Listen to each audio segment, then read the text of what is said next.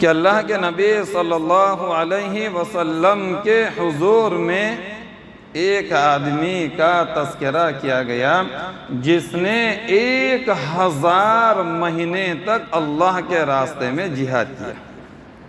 کتنے مہینے تک؟ 1000 مہینے تک۔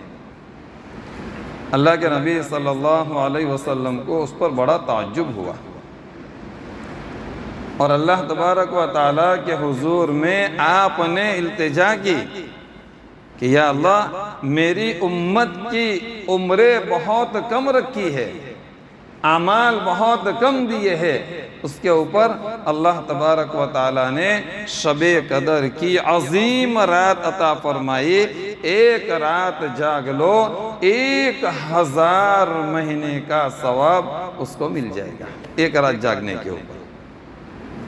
اس آدمی کے سلسلے میں لکھا ہے، اس کا نام شمعون تھا،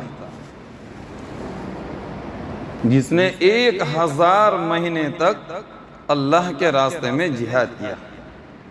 بڑی طاقت سے اللہ تعالیٰ نے اس کو نوازا تھا، بڑا طاقتور، بڑا بہادر، بڑا دلیر۔ جہاں بھی جاتا تھا اللہ تبارک و تعالیٰ اسے فتح عطا فرماتے تھے، جیت نصیب فرماتے تھے۔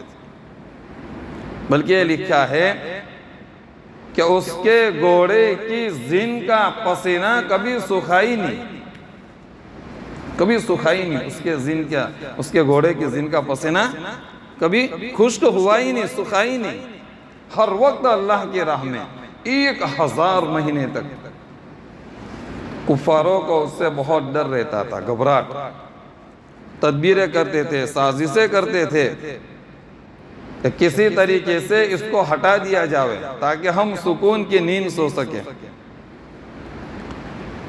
انہوں نے سازش رچی، اس کی جو عورت تھی اس کو ایک بڑا تھان بھر کر کے سونا دے کر کے اسے خرید لیا، اور اس سے یہ کہا، اس عورت سے، اس کی عورت سے، کہ تو اپنے شوہر کو اپنے گھر کے اندر میں قید کر لے۔ رات کو جب اس کا شوہر آیا جس کا نام تھا شمعون، اور آ کر کے جب یہ سو گیا تو اس کی عورت مکار نے کیا کیا، کھجور کی چھال سے بنے ہوئے مضبوط رسیوں کے ذریعے سے اس کو باندھ دیا۔ لیکن جب صبح ہوئی، جب یہ بیدار ہوا، اٹھا، اس نے تھوڑی سی حرکت کی، تھوڑی سی حرکت کرنے کی وجہ سے سارے رسی جو باندھی تھے وہ سب ٹوٹ گئے۔ اس نے عورت سے پوچھا کہ یہ کیا کیا تو نے؟ اس عورت نے کہا کہ میں تو آپ کی طاقت کا اندازہ لگا رہی تھی کہ آپ کے اندر میں کتنی طاقت ہے۔ عورت بڑی مکار ہوتی ہے۔ کفاروں کو پتا چلا کہ اس نے تو رسیاں توڑ دی، تو بڑی مضبوط زنجیر لا کر کے دی کہ اب اس سے باندھ دینا اس کو۔ تو دوسرے دن اسے زنجیر سے باندھ دیا، لیکن صبح ہوتے ہی زنجیر بھی اس نے توڑ ڈالی۔ شیطان ملعون ابلیس کفاروں کے پاس گیا اور کفاروں سے جا کر کے کہا کہ ایسے یہ تمہارے ہاتھ کے اندر میں آنے والا نہیں ہے، میں تمہیں ایک ترکیب بتاتا ہوں، اور ترکیب یہ ہے کہ اس کی عورت سے جا کر کے کہو کہ اس سے پوچھے، وہ عورت اس سے پوچھے کہ ایسی کون سی چیز ہے جس کو تو توڑ نہیں سکتا۔ اس کی عورت نے اسے پوچھ لیا ایسی کون سی چیز ہے جسے تو توڑ نہیں سکتا، تو اس نے کہا میرے گیسو، گیسے ایک بال قسم کے آتے ہیں لمبے، عورتیں بال رکھتی ہے لمبے لمبے، اس کے بھی لمبے لمبے بال تھے جس کو کہا جاتا تھا گیسو۔